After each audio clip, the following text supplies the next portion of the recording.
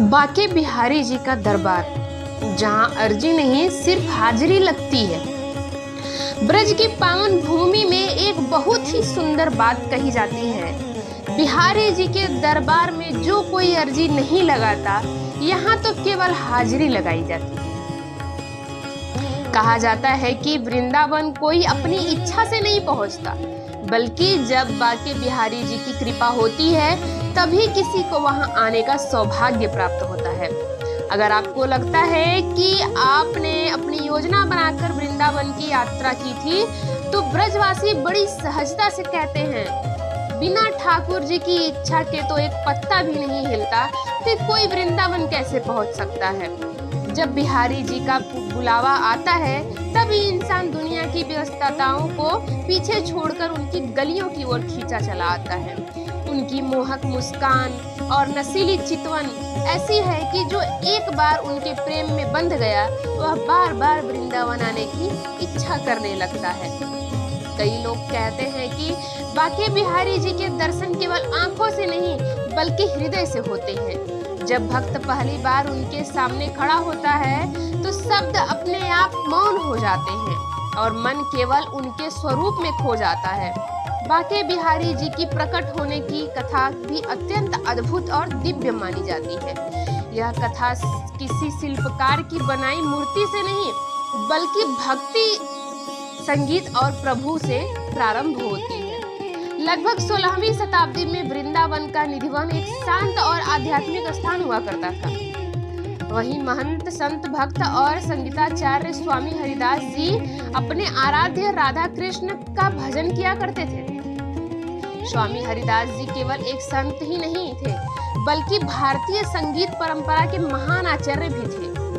उनके शिष्य में प्रसिद्ध गायक तानसेन का नाम भी लिया जाता है। ऐसा कहा जाता है कि उनकी गायकी की ख्याति इतनी दूर तक फैल गई थी कि मुगल सम्राट अकबर भी उनका संगीत सुनने के लिए साधारण वेश में वृंदावन आए थे। स्वामी हरिदास जी जब निधिवन के कुंजों में बैठकर अपनी तानपुरे के साथ प्रेम और भक्ति से भरे पद गाते थे, तब पूरा वातावरण भक्ति रस से भर जाता था। उनके स्वर इतने मधुर और प्रभावशाली माने जाते थे कि प्रकृति भी मानो उन्हें सुनने के लिए शांत हो जाती थी। ब्रज की परंपराओं के अनुसार स्वामी हरिदास जी निष्काम भक्ति से प्रसन्न होकर स्वयं श्री राधा रानी और भगवान श्री कृष्ण उनके सामने प्रकट होकर दिव्य रास का आनंद प्रदान करते थे। यह अलौकिक दृश्य केवल स्वामी जी ही देख पाते थे। समय बीतने के साथ उनके शिष्यों के मन में भी यह इच्छा जागृत हुई कि वे अपने गुरु के आराध्य का दर्शन कर सके। तब स्वामी हरिदास जी ने अत्यंत विनम्र भाव से अपने प्रभु से प्रार्थना की कि वे ऐसा स्वरूप धारण करें जिसके दर्शन सामान्य भक्त भी कर सके। कहते हैं कि अपने प्रिय भक्त की प्रार्थना को स्वीकार करते हुए श्री राधा और श्री कृष्ण की संयुक्त दिव्य आभा एक ही स्वरूप में समाहित हो गई। वही दिव्य विग्रह आज संसार भर में श्री बाके बिहारी जी महाराज के रूप में पूजित हो रहे। इसी कारण बाके बिहारी जी के स्वरूप में राधा रानी की कोमलता और श्री कृष्ण की मनमोहक चंचलता दोनों का अद्भुत संगम दिखाई देता है। उनके दर्शन मात्र से भक्त के मन में प्रेम, शांति और आनंद की अनुभूति होने लगती है। लेकिन अब एक प्रश्न मन में अवश्य उठता है, आखिर भगवान श्री कृष्ण को बाके बिहारी क्यों कहा जाता है और उनके विग्रह की त्रिभंग मुद्रा के पीछे कौन सा रहस्य छिपा हुआ है। आखिर श्री कृष्ण को बाके बिहारी क्यों कहा जाता है और मंदिर में बार बार पर्दा क्यों लगाया जाता है। ब्रज के संतों के अनुसार बाके शब्द का अर्थ होता है टेढ़ा या मनमोहक ढंग से मुड़ा हुआ। यदि आप बाके बिहारी जी के विग्रह को ध्यान से देखेंगे तो पाएंगे कि वे सीधे खड़े नहीं हैं, बल्कि त्रिभंग मुद्रा में विराजमान हैं। उनके चरण हल्के से मुड़े हुए हैं, कमर एक ओर झुकी हुई है और गर्दन भी प्रेम पूर्वक तिरछी दिखाई देती है। यही 3 स्थानों का यह सुंदर झुकाव त्रिभंग मुद्रा कहलाता है। उनके ब्रज के रसिक संत इस मुद्रा का केवल शारीरिक अर्थ नहीं बताते, वे कहते हैं कि यह भगवान का अपने भक्तों की ओर झुकना है। जब कोई भक्त प्रेम और विश्वास से उन्हें पुकारता है तो वे उसकी पुकार सुनने के लिए अपनी गर्दन झुका देते हैं। कहा जाता है कि भगवान को कठोर नियमों से नहीं बल्कि सच्चे प्रेम से पाया जा सकता है। शायद इसी कारण उनका स्वरूप भी प्रेम की सरलता और मधुर का प्रतीक माना जाता है। उनकी एक झलक मनुष्य के भीतर ऐसा आकर्षण उत्पन्न कर देती है कि संसार की सारी चिंताएं कुछ क्षणों के लिए समाप्त हो जाती है। लेकिन बांके बिहारी मंदिर की एक और अनोखी परंपरा है जो पूरे देश के मंदिरों में सबसे अलग मानी जाती है। यदि आप कभी वृंदावन के बांके बिहारी मंदिर गए हो तो आपने देखा होगा कि वहां भगवान के सामने लगातार दर्शन नहीं होते। कुछ क्षणों के बाद सेवाएं अचानक पर्दा खींच देते हैं और फिर थोड़ी देर बाद उसे दोबारा खोलते हैं। इस परंपरा को झांकी दर्शन कहा जाता है। पहली बार आने वाले श्रद्धालु अक्सर सोचते हैं कि ऐसा क्यों किया जाता है। ब्रज में प्रचलित मान्यता के अनुसार बांके बिहारी जी की आंखों में अद्भुत आकर्षक और प्रेम की शक्ति विद्यमान है। यदि कोई भक्त पूर्ण समर्पण और निष्कपट भाव से लगातार उन्हें निहारता रहे तो भगवान स्वयं अपने भक्त के प्रेम में बंध जाते हैं। एक प्राचीन कथा के अनुसार कई वर्ष पहले एक वृद्ध भक्त अत्यंत प्रेम पूर्वक बिहारी जी के दर्शन कर रहा था। उसकी भक्ति से प्रसन्न होकर ठाकुर जी उसके साथ चलने के लिए तैयार हो गए। जब इस घटना का आभास मंदिर के सेवायतों को हुआ तब से झांकी दर्शन की परंपरा को और अधिक महत्व दिया जाने लगा ताकि भगवान और भक्त के बीच का यह प्रेम भाव अपनी मर्यादा में बना रहे। इसीलिए हर कुछ क्षणों के बाद पर्दा लगाया जाता है और फिर हटाया जाता है, मानो भक्त और भगवान के बीच प्रेम का एक मधुर खेल चल रहा हो। कई भक्तों का मानना है कि उन कुछ सेकंड के दर्शन में जो आनंद मिलता है वह लंबे समय तक लगातार देखने से भी नहीं मिल सकता और शायद यही कारण है कि जब पर्दा हटता है तो पूरा मंदिर जय हो बिहारी लाल के जयकारों से गूंज उठता है।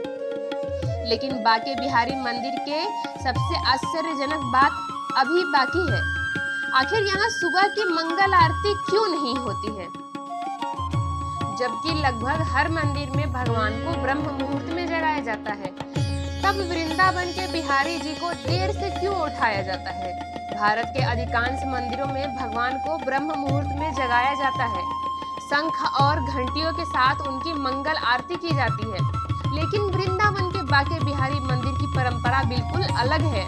ब्रजवासियों का मानना है कि बिहारी जी केवल मंदिर में विराजमान भगवान नहीं है बल्कि वे उनके घर के सबसे लाडले बालक हैं।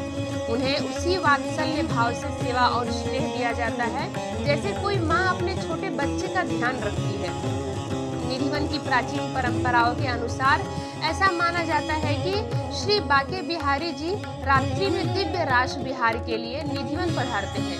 पूरी रात अपने भक्तों और शाखाओं के साथ आनंदमय लीला करने के बाद वे प्रातःकाल विश्राम करते हैं। इसी कारण उन्हें भोर में जगाना उचित नहीं माना जाता। ब्रज के लोगों का कहना है कि जो पूरी रात रास में रहे हो उन्हें आराम की आवश्यकता भी तो होगी। यही कारण है कि प्रातः काल की मंगल आरती का प्रचलन नहीं है। ठाकुर जी को आराम से विश्राम करने दिया जाता है और निर्धारित समय के बाद प्रेम पूर्वक उन्हें जगाकर श्रृंगार किया जाता है। मंदिर में सेवा का प्रत्येक कार्य बड़े स्नेह और वात्सल्य के साथ किया जाता है। यहाँ भगवान को राजा की तरह नहीं बल्कि परिवार के सदस्य की तरह माना जाता है। कहा जाता है कि इसी प्रेम भाव ने बांके बिहारी मंदिर को अन्य सभी मंदिरों से अलग पहचान दी है। समय के साथ साथ ऋतुएं बदलती हैं और उनके साथ बदलती है ठाकुर जी की सेवा भी। गर्मियों के दिनों में जब वृंदावन की धरती तपने लगती है तब बिहारी जी को शीतलता प्रदान करने के लिए विशेष व्यवस्थाएं की जाती हैं। उनके विग्रह पर चंदन का लेप लगाया जाता है और मंदिर में सुगंधित फूलों से अद्भुत सजावट की जाती है। इन दिनों फूल बंगला विशेष आकर्षक का केंद्र होता है। हजारों प्रकार के ताजे फूलों से पूरा मंदिर ऐसा प्रतीत होता है कि मानो किसी दिव्य उपवन का रूप धारण कर लिया हो। मोगरा, बेला, गुलाब और विभिन्न सुगंधित पुष्पों की खुशबू पूरे वातावरण को भक्तिमय बना देती है। वहीं जब शीत ऋतु का आगमन होता है तब ठाकुर जी को गर्म वस्त्र पहनाए जाते हैं, मखमल और रेशम की विशेष परिधान धारण कराए जाते हैं तथा उन्हें गर्म दूध, मेवा और पौष्टिक भोग अर्पित किए जाते हैं। भक्तों का मानना है कि भगवान की सेवा केवल पूजा नहीं बल्कि प्रेम का सबसे सुंदर स्वरूप है। इसी बीच वर्ष में एक ऐसा दिन भी आता है जिसका इंतजार लाखों भक्त करते हैं। वह दिन होता है अक्षय तृतीया। मान्यता है कि पूरे वर्ष बिहारी जी के चरण वस्त्रों से ढके रहते हैं, लेकिन अक्षय तृतीया के पावन अवसर पर भक्तों को उनके चरणों के दुर्लभ दर्शन प्राप्त होते हैं। इस दिन मंदिर में श्रद्धालुओं की भारी भीड़ उमड़ पड़ती है। दूर दूर से लोग केवल एक झलक पाने के लिए घंटों प्रतीक्षा करते हैं। लेकिन बाके बिहारी जी के लाड़ प्यार की कहानी यहीं समाप्त नहीं होती। आखिर उन्हें कौन कौन से ऐसे भोग अर्पित किए जाते हैं अक्षय तृतीया वाले दिन, और क्यों कहा जाता है कि बिहारी जी स्वयं अदृश्य रूप से अपने भक्तों का प्रेम स्वीकार करते हैं। ठाकुर जी के 56 भोग का रहस्य और ब्रज की रंगों से सराबोर होली। ब्रजवासी मानते हैं कि बाके बिहारी जी केवल मंदिर के देवता नहीं हैं, बल्कि वे उनके परिवार के सबसे दुलारे सदस्य हैं। इसीलिए उनकी सेवा में औपचारिकता से अधिक प्रेम और अपनापन दिखाई देता है। प्रातः काल उन्हें बाल स्वरूप के अनुरूप हल्के और स्वादिष्ट व्यंजन अर्पित किए जाते हैं। ब्रज की परंपराओं में कचौड़ी, मालपुआ, माखन, मिश्री और विभिन्न प्रकार के मिष्ठान विशेष महत्व रखते हैं। दोपहर के समय राजभोग लगाया जाता है, जिसमें अनेक प्रकार के व्यंजन प्रेम पूर्वक अर्पित किए जाते हैं। भक्तों का विश्वास है कि भगवान भोग में पदार्थ नहीं बल्कि भक्त के भाव को स्वीकार करते हैं। इसी कारण ब्रज में कहा जाता है कि यदि प्रेम सच्चा हो तो एक तुलसी दल भी भगवान को प्रसन्न कर सकता है। मंदिर के आसपास मिलने वाले पेड़े, माखन, मिश्री और प्रसाद को श्रद्धालु केवल मिठाई नहीं बल्कि ठाकुर जी की कृपा का प्रतीक मानते हैं। जो भक्त वृंदावन से लौटते हैं वे अपने साथ केवल प्रसाद ही नहीं बल्कि वहाँ की स्मृतियाँ और भक्ति का अनुभव भी लेकर जाते हैं। बाके बिहारी मंदिर की एक और विशेषता यह है कि यहाँ की हर परंपरा में भावना को सर्वोच्च स्थान दिया गया है। यहाँ तर्क से अधिक प्रेम और विश्वास का महत्व माना जाता है। और जब बात ब्रज की होली की आती है तब पूरा वातावरण ही बदल जाता है। कहा जाता है कि यदि वास्तविक और आध्यात्मिक होली का अनुभव करना हो तो एक बार वृंदावन अवश्य जाना चाहिए। बसंत पंचमी के साथ ही रंगोत्सव की शुरुआत हो जाती है। धीरे धीरे पूरा ब्रज गुलाल, भजन और उत्संग से रंग में रंगने लगता है। होली के मुख्य दिनों में बाके बिहारी मंदिर का दृश्य अत्यंत मनमोहक होता है। चारों ओर गुलाल उड़ते हैं, भजन गूंजते हैं और हजारों श्रद्धालु ठाकुर जी के जयकारों के साथ आनंद में झूम उठते हैं। सुगंधित इत्र और रंगों से भरा वातावरण ऐसा प्रतीत होता है मानो पूरा वृंदावन किसी दिव्य लोक में परिवर्तित हो। सबसे सुंदर बात यह है कि उस समय वहाँ कोई ऊंच नीच, जाति या पद का भेद दिखाई नहीं देता। सभी लोग केवल भक्त बनकर एक ही रंग में रंग जाते हैं, प्रेम के रंग में। ब्रज की होली केवल एक उत्सव नहीं बल्कि भगवान और भक्त के बीच प्रेम का उत्सव माना जाता है। कई श्रद्धालु बताते हैं कि जब वे पहली बार बाके बिहारी मंदिर की होली में शामिल हुए तो उन्हें ऐसा अनुभव हुआ जिसे शब्दों में व्यक्त करना कठिन है। लेकिन इन सब के बीच एक प्रश्न अभी भी बाकी है। आखिर क्यों कहा जाता है कि एक बार बाके बिहारी जी के दर्शन करने के बाद इंसान की जीवन बदल जाता है? क्यों लाखों लोग बार बार वृंदावन लौटने की इच्छा करते हैं? और क्यों ब्रजवासी कहते हैं कि जो एक बार बिहारी जी की नजर का शिकार हो गया वह फिर संसार का नहीं केवल बिहारी जी का होकर रह जाता है? बाके बिहारी मंदिर केवल एक धार्मिक स्थान नहीं है बल्कि वह प्रेम, समर्पण और भक्ति की ऐसी पाठशाला है जहां पहुंचकर इंसान अपने अहंकार को पीछे छोड़ना सीख जाता है। वृंदावन की गलियों में हर दिन हजारों श्रद्धालु आते हैं। कोई अपनी मनोकामना लेकर आता है, कोई दुखों से मुक्ति की आशा में तो कोई केवल अपने आराध्य के लिए दर्शन की लालसा लेकर। लेकिन जब वे मंदिर के विशाल प्रांगण में पहुंचते हैं और भक्तों की भीड़ के बीच खड़े होकर उस क्षण का इंतजार करते हैं, तब उनके मन में केवल एक ही इच्छा बचती है, एक बार अपने बिहारी जी को देखने की। फिर अचानक मंदिर का पर्दा हटता है। कुछ क्षणों के लिए वहां सांवला मनमोहक स्वरूप सामने आता है। सिर पर मोर मुकुट, अंधरों पर मधुर मुस्कान और बड़ी बड़ी आकर्षक आंखें। कई बार भक्त बताते हैं कि उन कुछ पलों में समय जैसे ठहर जाता है, मन की बेचैनी शांत हो जाती है और आंखें अपने आप नम हो उठती हैं। शायद यही कारण है कि बांके बिहारी जी के दर्शन को केवल देखना नहीं बल्कि अनुभव करना कहा जाता है। ब्रज के संत कहते हैं कि भगवान अपने भक्तों से धन, वैभव या बड़े उपहार नहीं मांगते, वे केवल सच्चा प्रेम और निर्मल हृदय चाहते हैं। यही कारण है कि बांके बिहारी जी के दरबार में कोई बड़ा या छोटा नहीं होता। वहाँ राजा और साधारण व्यक्ति दोनों एक समान होकर उनके सामने खड़े होते हैं। कहा जाता है कि जो व्यक्ति एक बार सच्चे मन से वृंदावन आ जाता है, उसका मन यहीं कहीं गलियों में रह जाता है। शरीर भले ही अपने घर लौट आए, लेकिन हृदय बार बार उसी धाम की ओर खींचता रहता है। इसीलिए अनेक भक्त जीवन में एक बार नहीं बल्कि बार बार वृंदावन आते हैं। उन्हें लगता है कि अभी कुछ अधूरा रह गया है, अभी बिहारी जी की एक और झलक मिल जाए। ब्रजवासी प्रेम से कहते हैं कि जिसे एक बार बिहारी जी की नजर लग गई, फिर उसे संसार की कोई चीज आकर्षित नहीं कर पाती। शायद यही कारण है कि वृंदावन से लौटने के बाद भी बिहारी जी की मुस्कान, उनकी झांकी और मंदिर के जयकारे में मन में गूंजते रहते हैं। और तब इंसान समझ पाता है कि वास्तव में वृंदावन देखा नहीं जाता बल्कि महसूस किया जाता है।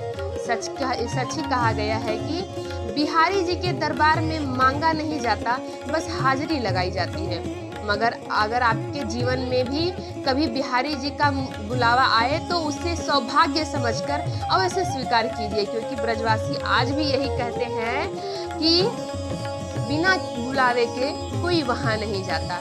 वृंदावन से लौटने के बाद भी क्यों नहीं छूटती बिहारी जी की याद। कहा जाता है कि वृंदावन केवल एक ऐसा स्थान नहीं बल्कि एक अनुभूति है। जो एक बार इस धाम की मिट्टी को अपने चरणों से स्पर्श कर लेता है, उसके भीतर कुछ न कुछ बदलने लगता है।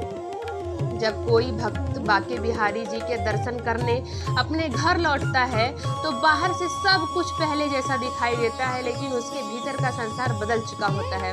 उसे बार बार मंदिर की वही झांकी याद आने लगती है, वो भीड़, वो राधे राधे की मधुर ध्वनि, वो गलियों में गूंजते भजन और सबसे बढ़कर बिहारी जी की वह मनमोहक छवि, सब कुछ उसके हृदय में बस जाती है। कई श्रद्धालु बताते हैं कि वृंदावन से लौटने के बाद भी उन्हें ऐसा महसूस होता है जैसे उनका मन अभी भी वहीं कहीं रह गया है।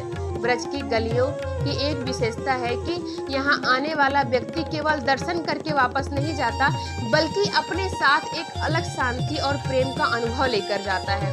शायद यही कारण है कि लाखों लोग हर वर्ष बार बार वृंदावन आते हैं। उन्हें लगता है कि बिहारी जी ने फिर से बुलाया है। ब्रज के संत कहा करते हैं, जिस पर बिहारी की कृपा हो जाती है उसका जीवन धीरे धीरे भक्ति की रंग में बदलने लगता है। इसीलिए वृंदावन आने वाले श्रद्धालु अपने साथ केवल तस्वीरें या प्रसाद नहीं ले जाते, बल्कि वे अपने साथ ऐसी यादें लेकर जाते हैं जो जीवन भर उनकी साथ देती है। आज भी शाम के समय मंदिर में जयकारे गूंजते हैं और हजारों भक्त एक स्वर में जब जय हो बांके बिहारी लाल की कहते हैं, एक ही स्वर में जय हो बांके बिहारी लाल जी की कहते हैं, तो ऐसा प्रतीत होता है मानो पूरा वातावरण ही दिव्यता से भर गया हो।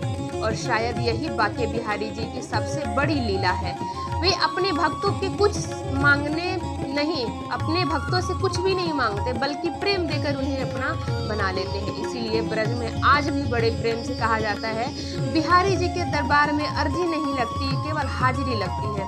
आखिर बांके बिहारी जी की आंखों में ऐसा क्या है जिसे देखकर भक्त भाव विभोर हो जाते हैं। वृंदावन आने वाले अधिकांश श्रद्धालु एक बात अवश्य कहते हैं कि बांके बिहारी जी का पूरा स्वरूप जितना आकर्षक है, उससे कहीं ज्यादा सम्मोहक है। उनकी आंखें हैं, उनकी बड़ी बड़ी कजरारी आंखें, हल्की सी मुस्कान और मन को मोह लेने वाली छवि, ऐसा प्रतीत होता है मानो वे हर आने वाले भक्त को पहचानते हों।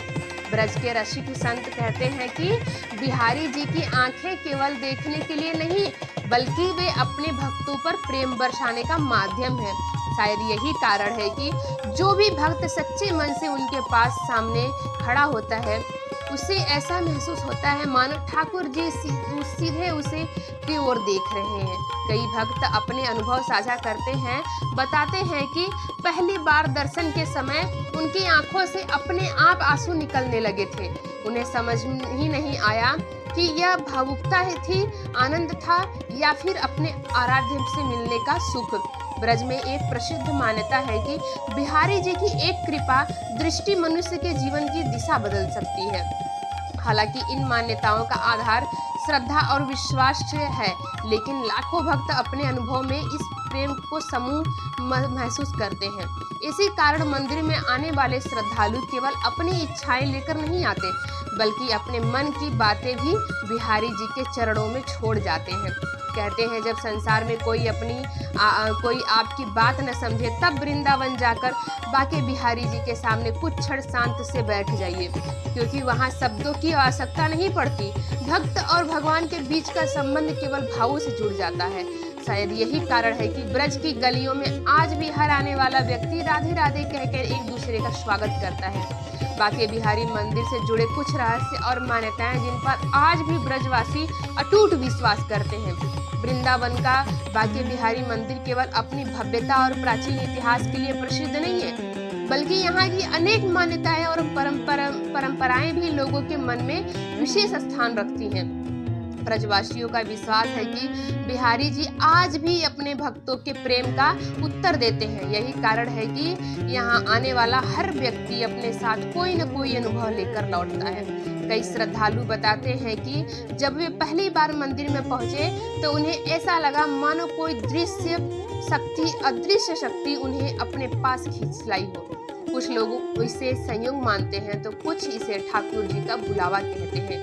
एक और बात जो अक्सर सुनने को मिलती है वह यह है कि वृंदावन की गलियों में यदि कोई व्यक्ति सच्चे मन से राधे राधे कहे तो सामने वाला अनजान व्यक्ति भी मुस्कुराकर उसी प्रेम से उत्तर देता है।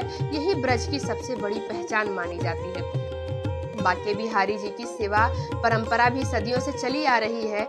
यहाँ आज भी कई नियम और रीति रिवाज वैसे ही निभाए जाते हैं जैसे पुराने समय में किए जाते थे। यही परंपराएं इस मंदिर को अन्य मंदिरों से अलग बनाती है। कहा जाता है कि बिहारी जी के दरबार में कोई खाली हाथ नहीं लौटता। किसी को मन की शांति मिलती है तो किसी को भक्ति का मार्ग मिलता है, तो किसी को अपने जीवन की परेशानियों से लड़ने का साहस प्राप्त होता है।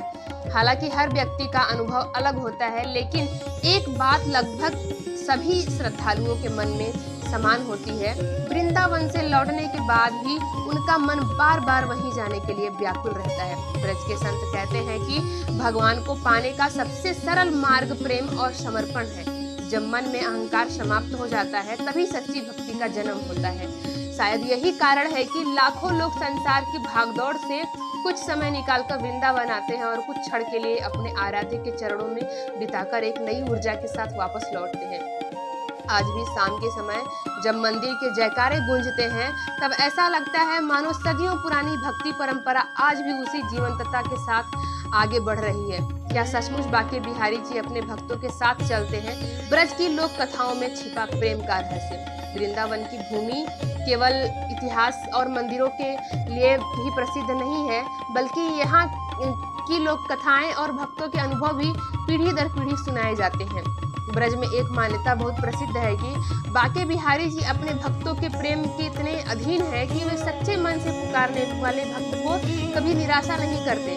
इसी भावना के कारण यह कहा जाता है कि भगवान और भक्त का संबंध केवल पूजा पाठ का नहीं बल्कि प्रेम का होता है।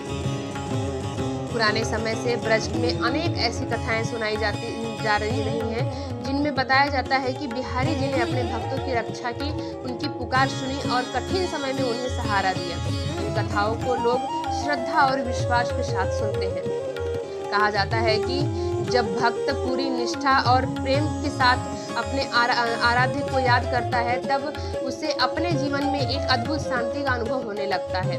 वृंदावन के बुजुर्ग अक्सर कहते हैं कि बिहारी जी के दरबार में केवल शब्दों से प्रार्थना नहीं की जाती, बल्कि दिल की आवाज भी सुनी जाती है। शायद यही कारण है कि मंदिर में आने वाले अनेक श्रद्धालु भीड़ के बीच कुछ क्षण आंखें बंद करके अपने मन की बातें ठाकुर जी से कहने लगते हैं। कई लोग अपनी खुशियां लेकर आते हैं, तो कई लोग अपने दुख जब वे वापस लौटते हैं तो उनके चेहरे पर एक ही अलग संतोष दिखाई देती है। ब्रज की संस्कृति सबसे बड़ी विशेषता यही है कि यह भगवान को दूर बैठता हुआ देवता नहीं माना जाता, बल्कि परिवार के सदस्य की तरह प्रेम किया जाता है। यही कारण है कि कोई उन्हें ठाकुर जी कहता है, तो कोई बिहारी जी, तो कोई अपने सबसे प्रिय मित्र की तरह उनसे बातें करने लगता है। बिहारी जी का स्वरूप हमें यही सिखाता है कि भगवान तक पहुंचने के लिए बड़े ज्ञान और बड़े पद या बड़े वैभव की आवश्यकता नहीं होती। यदि आवश्यकता होती है तो केवल एक सच्चे और निर्मल हृदय की। बिहारी जी के दरबार में अर्जी नहीं लगती, केवल हाजिरी लगती है। अगर कभी आपके जीवन में वृंदावन आने का अवसर मिले तो केवल एक बार दर्शन जरूर करने आइएगा। दर्शक बनकर मत जाइए, प्रेम लेकर जाइए, क्योंकि कहते हैं वृंदावन बुलाया नहीं जाता, लोग अपने आप आते हैं। और एक बार प्रेम से बोलिए राधे राधे, श्री बाके बिहारी लाल जी की जय। और ये वीडियो आपको कैसा लगा, जाते जाते बाके बिहारी जी के लिए एक लाइक और सब्सक्राइब जरूर करके जाइएगा, प्यारा सा कमेंट, क्योंकि ये वीडियो मैंने बहुत मेहनत से आप लोगों के लिए बनाया है। राधे राधे।